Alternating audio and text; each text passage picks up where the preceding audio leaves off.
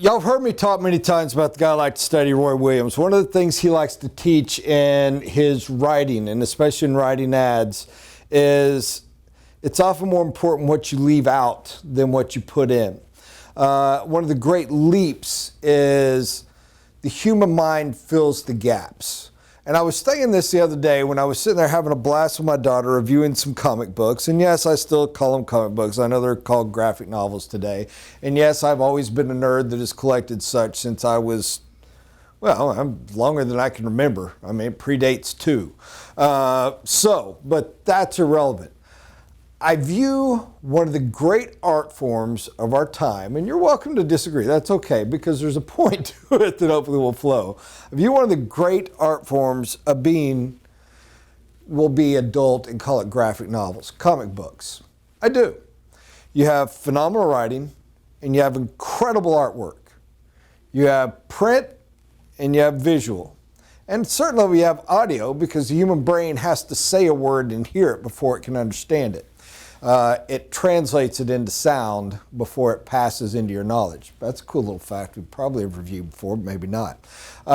It does not understand otherwise. So, irrelevant. But one of the beauties of it is, you will note where comics differ from a movie. And I was thinking of this because we were looking at one, having fun with watching the latest Thor movie, the old Marvels. A movie is nonstop. It is, while it is a billion little photographs, each of a different moment, they're put together so rapidly that it's just constant nonstop motion instead of that. So it flows. But did you know for almost every movie ever made, they do what they call a storyboard. A storyboard is a comic book.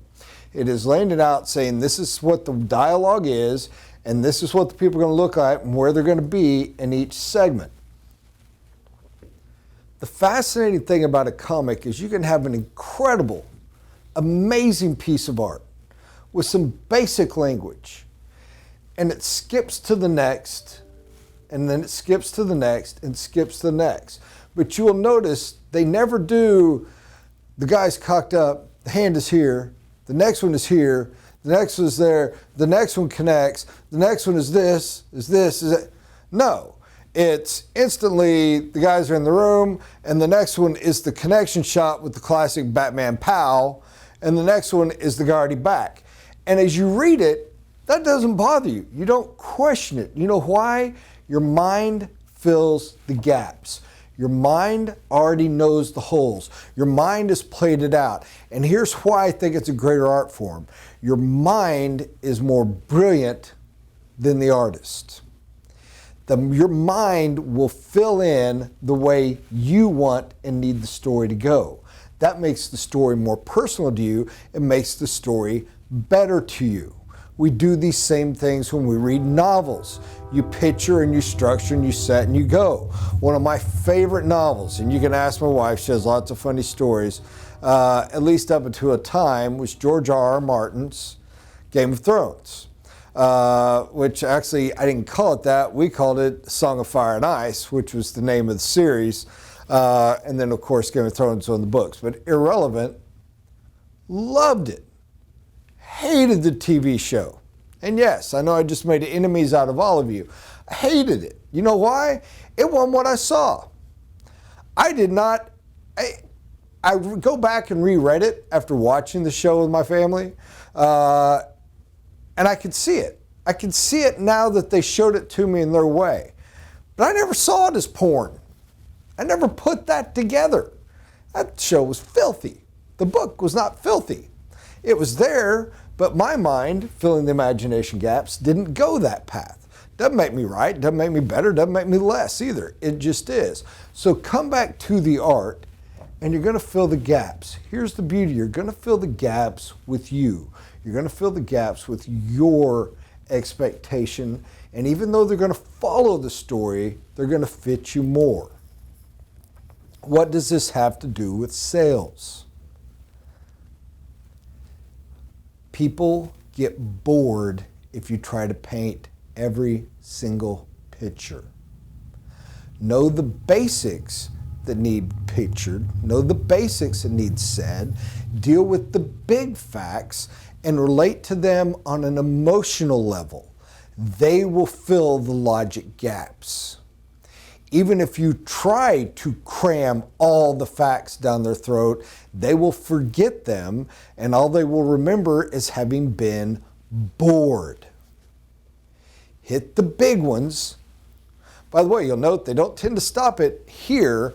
The picture is the POW, okay? Give them the POW. And if they have questions, if they're like, well, how do we go from POW to somebody's in the hospital? You can go back and fill them in. Have enough of a conversation relationship, they can ask that if they want to. But they will fill the gap. They will make themselves believe if they want to believe. So you have to make it attractive. You do a comic book with ugly art, nobody reads it. There's a reason those guys are pretty great artists. There's a reason the people are all gorgeous. Why does Superman need to be ripped and cut? Well, he doesn't. Superman would be Superman if he was a fat Archie Bunker, man. I mean, belly that wiggles like jelly that a bullet can't go through is still as powerful as a six-pack belly that a bullet can't go through. He doesn't fly any. All the things are superhero powers. So why does he look that way? It makes it a lot more fun to read for people. Why do the girls all, whoo, eh? Because it makes it more fun for us weird little nerds to read. What is your gorgeous artwork? It is the emotional side of the sale. It is the relationship. Hit the big facts. Don't worry about filling the gaps. Their imagination, their own knowledge will not only fill the gap, it will fill it better, and it will fill it in a way that is better to you and your story more than anything else if they like you. And if they don't like you, it doesn't matter.